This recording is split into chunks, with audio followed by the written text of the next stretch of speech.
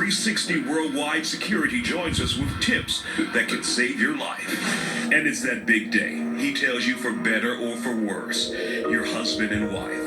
But then you're diagnosed with cancer, and your husband or significant other tells you, I didn't sign up for this, and they leave you alone to fight the deadly illness by yourself. More women go through this than you might imagine. We'll speak to some of those women who were diagnosed with cancer and their husbands and or boyfriends simply walked out on them. Those guests and more on the ISIAH Factor Uncensored coming your way. And that's a serious subject matter that we're just starting with tonight on the ISIAH Factor Uncensored. We have with us KANDICE Rose, who's also a cancer survivor, and you provide support for many of the people out there who are going through this. We have HELEN Sanchez, RYLIAN Cooper. Now, HELEN Sanchez, you were married, 3 kids. Once you were diagnosed with cancer, your husband walked away and said he was done. Tell me about that. Well, I was diagnosed in April. And it was real fast. I was having a lot of blood and everything. It was horrible. I went into the emergency room and they took me real fast. And I didn't get to see my mom. I was so scared. And my mom was asking for me, and they told my mom if I would have waited a day or 2, I would have died. They had to give me 4 pints of blood. I didn't know what was going on. They didn't want to tell me what was going on. I was scared. I was crying. And finally, they told me I had a molar pregnancy, which I had to rush in a DNC. And they said what they took out was cancerous. So I had to do a lot of tests, and they said it traveled into my lungs. And so when it became cancer and they told your husband about it, you guys were high school sweethearts. Yes. What did your husband do? He just said, I have to go to work, because he got a new job, and he just said, I have to go to work. And you never saw him again? As far as being a part of the relationship? Being in the hospital and everything, I would probably see him like once a week. And that was it. Once a week. Yes. You went from high school sweethearts, being married, and when they said you had cancer, you only saw him once a week. Mm-hmm. And when I got out of the hospital, that's when he said that he didn't want to be with me anymore, and he just left. What did that do to you? Broke my heart and our kid's heart. Miss Cooper, you understand that. I understand that. Tell us what happened with your fiance. Well, he wasn't my fiance. He was my boyfriend for 5 years, and I got diagnosed 3 years ago, and I had the same thing with her. I had to get different, maybe 8 pints of blood, because I was just, my tumor in my stomach that was growing, it was growing so fast and stealing my blood. And so he told me, he was like, I'm gonna be there because the doctors had told me, well, you're not gonna make it. You're not gonna make it. They told me to get my pastor there as fast as possible to give me last rites and stuff like that.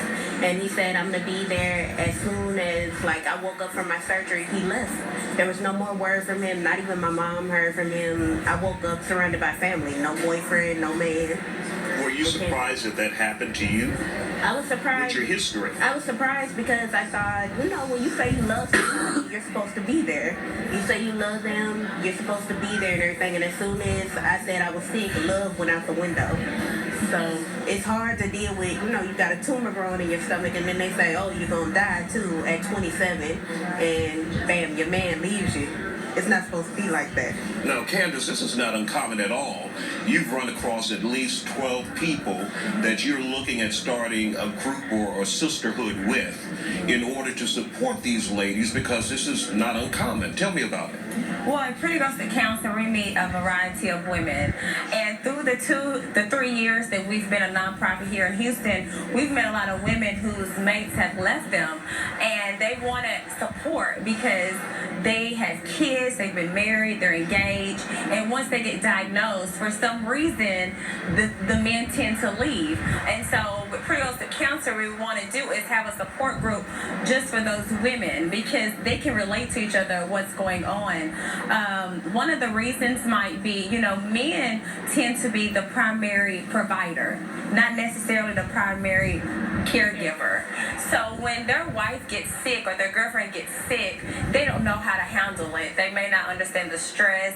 Whereas a woman, when her husband gets sick, she goes to her support group, her friends, her family, her church, her mom, where men might just hold everything in and get stressed out. And we have to remember that men are fixing the problem. What is the problem? Let me fix it. And there's no easy solution to cancer. You cannot fix cancer like that. But honestly, Isaiah, at the end of the day, it is selfish reasons. Because the primary person is the person that's going through the cancer. But these are some of the issues that the women deal with. I have a personal story as well. I was telling the ladies just about 5 minutes ago that at MD Anderson, I'm always up there talking to the women. And I met a young couple. They're about 27, 28. She got diagnosed with cancer, and her husband tells me, when she got diagnosed, his friends called him and said, "Hey, are you staying?" And he said, "Of course I'm staying. That's my wife." And he said he's so surprised because his friends call and be like, "Man, I can't believe you hung in there." And is there a difference So it's between surprise. younger people and older people? People who have set the foundation, who've been there for quite some time. Well, it depends on the couple, because when I go to MD Anderson, I see couples there. I see young, older couples, and I see them there with each other in the chemo room, in the CT scan room, and stuff like that. I see them together. It's just that, unfortunately, we came across the wrong people in the situation. And like with my type of cancer, I have sarcoma gist, and my cancer is known to come back. I got re-diagnosed in August of last year. And so when mine came back, he left again. Because we ended up being back together because I thought the love was there. But you know, I know that some men do stay because I see the couples, I see the love at MD Anderson and other hospitals. And I just want to make something very clear. We got about 10 seconds. Okay, well, I want to be very clear. This doesn't just happen for men. There's friends, there's family members that once the diagnosis happens, they disappear. And a lot of people disappear because they just don't want to see their loved one go through all of this pain. And this is when you need them the most. Yes, they need them the most. Yes. Ms. Sanchez, Ms. Cooper, Candice, thank you guys for coming by the Isaiah Factor Uncensored. We'll be back with more Isaiah Factor Uncensored in just a moment. Stay with us.